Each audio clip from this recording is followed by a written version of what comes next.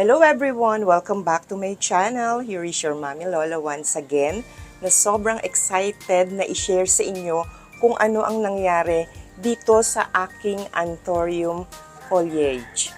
Eto po. Tingnan nyo to. Ayan po oh. Ito yung spadix niya na nag-seed na. Ayan po. So, dadami na yung aking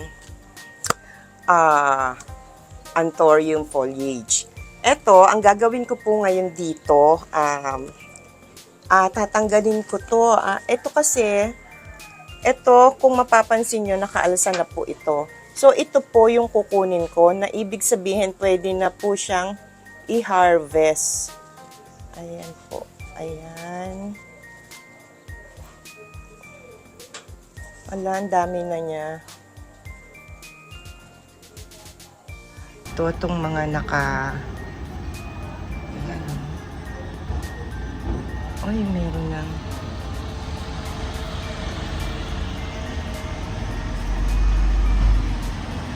Wow, ang dami na yata. Halos lahat pang-harvest na. So, ito na po yung na-harvest ko kanina. And kukunin ko na yung seeds para maitanim. Ito yan.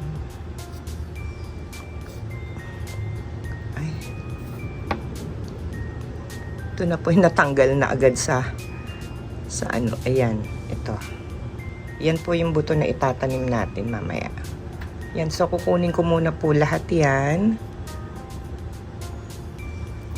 Ito yung isa. Tapos yung iba, tatanggalin po natin sa pinaka.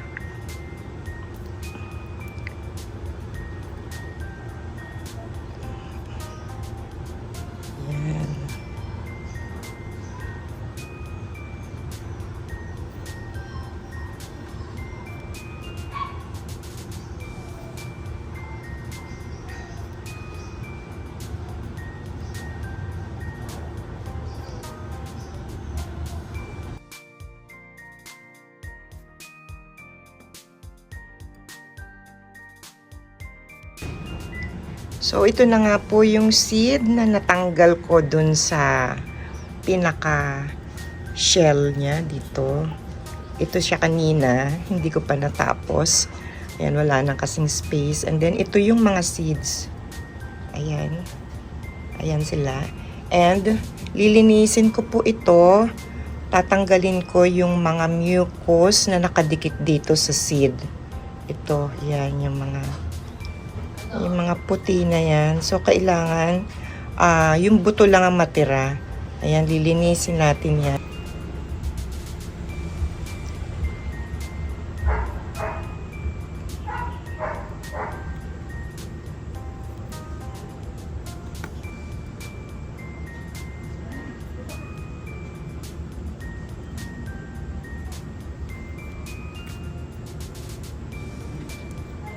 Ayan, nailagay ko na lahat ng seeds.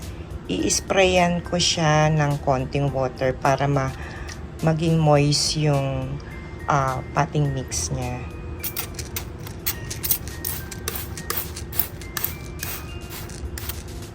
And then, lalagay ko na yung cover. Ayan, para yung humidity, magkaroon siya ng mataas na humidity. Bale, naka-close muna yung ito. Iko-close ko siya. Ayan. So, ayan, naka-close. para 100% humidity ang makuha ng mga seeds. Ayan. Then, lalagyan ko yan ng date kung kailan ko siya naitanim. Ayan po. Hello, I'm back. Ayan, nandito po uli ako para i-update kayo dun sa naitanim kong mga seed ng aking Anthurium foliage. Ayan, so ito na nga po sila. Ayan, bubuksan natin para makita nyo kung ano na yung update sa kanila. Ayan, close up. So dito muna tayo. Ito pa lang ang tumubo. Ayan, oh.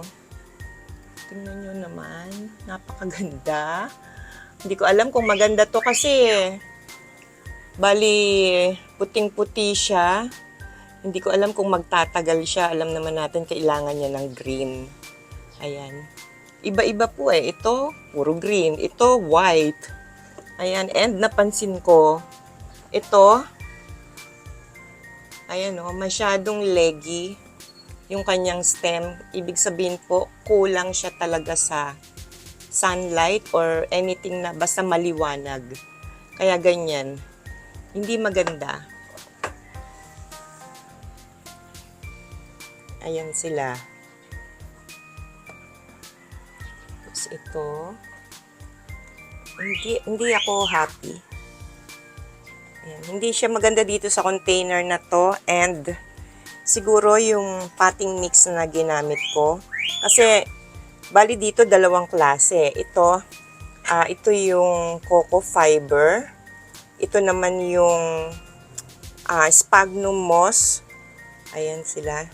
Na nilagyan ko ng perlite. Ayan, tingnan po natin yung ibang container. Ito po. Dito.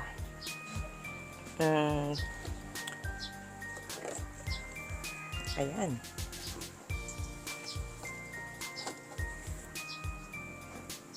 Ito po.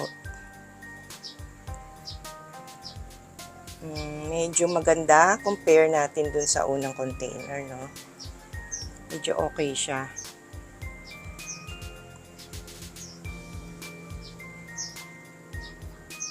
Ayan. And then yung isa. Bali ito, sphagnum moss na may perlite. Ayan, yung iba wala pa, walang makikita. Ito ang maganda. Yan. Feeling ko gusto niya yung ginamit kong mix dito. Ayan. Bali ito, tinanong ko sa Urban Gardening Mom sa Facebook, yung page nila. Tinanong ko kung ano yung mix nito eh. And ang sabi nila, bali coco peat, pumice, worm castings, carbonized rice hull, vermiculite, and neem cake powder. So yun, siguro kaya maganda siya. So ngayon, nag-decide ako na yan na lang ang gamitin kong potting mix sa mga seeds ko. Ayan. Ito yung iba.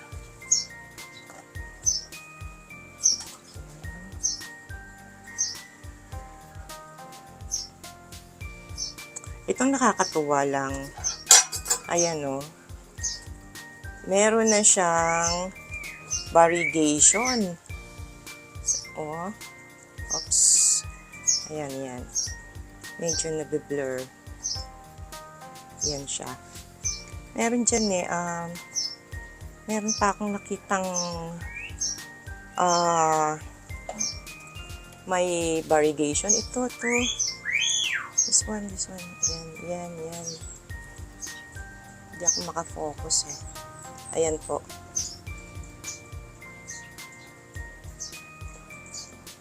Ayan siya. Meron pang iba, parang half moon. Saan ba siya nakita? Basta yun.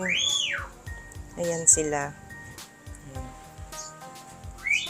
So, ayan po. And meron pa doon sa mga container.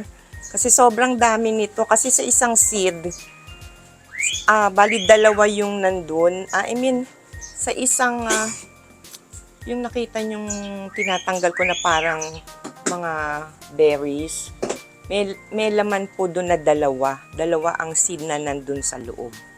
So, yun lang po for today. And tungkol po dun sa starting mix na ginamit ko, kung saan ko po siya nabili, dun sa Facebook page and dun po sa Shopee. Yan, meron po sila and ilalagay ko na lang po dun sa description box kung paano po kayo makaka-avail ng starting mix na yun na ginamit ko dito. Ayan, maganda talaga, maganda po talaga yon. Ayan po yung kanilang Facebook page. Ayan, nilagay ko po dyan. Ayan po. So, yun lang po. And sana, huwag niyong kalimutang mag-subscribe. Please comment and share this video. Yun lang po. And thank you for watching. Bye!